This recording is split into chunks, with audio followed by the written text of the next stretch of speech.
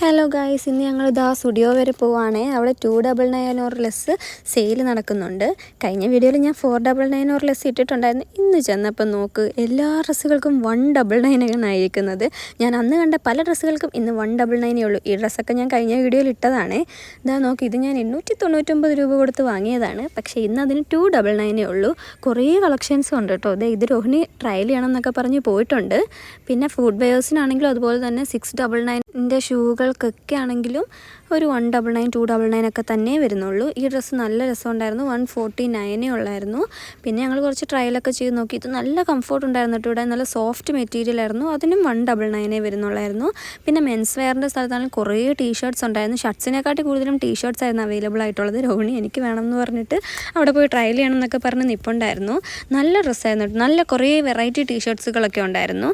എന്തായാലും പിന്നെ കോസ്മെറ്റിക്സിൻ്റെ കാര്യം പറയേണ്ട. കോസ്മെറ്റിക്സ് ആണെങ്കിൽ ഞങ്ങൾ ചെന്നപ്പോൾ അവിടെ ഒന്നുമില്ലായിരുന്നു. എല്ലാം തീർന്നു പോയി. ഫ്രീ ട്രേ ആണ് കണ്ടത്.